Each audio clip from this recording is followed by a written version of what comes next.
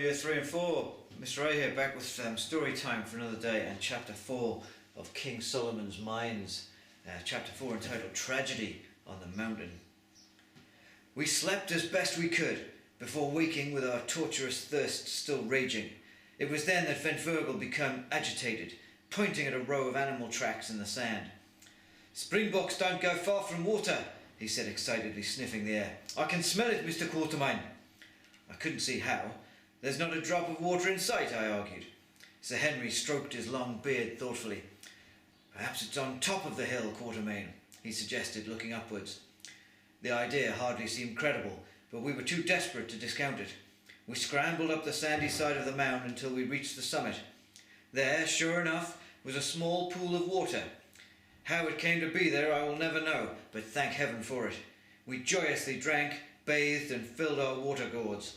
Then, as night fell, we set off once more, our spirits restored. Ahead of us, we could make out the two enormous snow-capped mountains that were Sheba's peaks. 48 hours later, we found ourselves on their lower slopes. It soon became clear that these mighty peaks must once have been volcanoes. The ground beneath our feet was hardened lava now, which made the ascent a painful one. As we got higher up, the air became cooler and cooler. At first this came as a relief after the baking heat of the desert, but as we began to encounter patches of snow, we realized that we had merely exchanged one danger for another.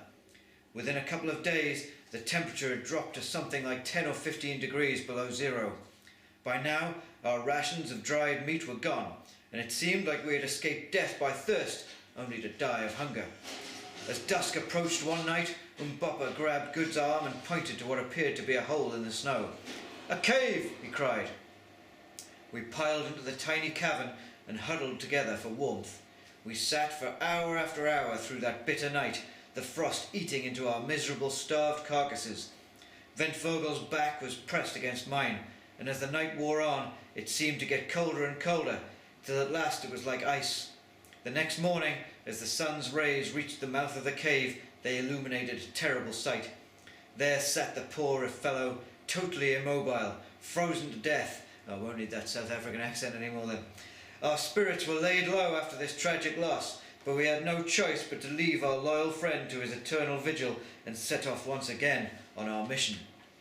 We hadn't gone more than half a mile when, some 500 yards beneath us, at the end of a long slope of snow, we saw a patch of green grass, through which a stream was running. By the stream stood a group of antelope, basking in the morning sun. A short while later, we were enjoying our first fresh meat for many days. As we descended further, the mountain mist began to lift to reveal a wonderful sight. There, some 5,000 feet or so below, stretched mile after mile of greenery. The landscape lay before us like a map, patches of forest here, rich undulating grassland there, broken by a glistening blue river. In the distance, we could just make out herds of game or cattle and groups of dome-shaped huts. "Look!" cried Sir Henry, pointing at a wide path to our right that led from the mountain and sliced its way through the countryside. "Remember Sylvestra's map? That must be Solomon's Road."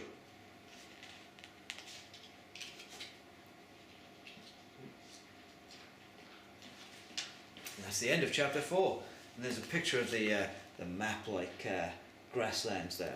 Anyway, thanks very much for tuning in. I'll be back again tomorrow with Chapter 5.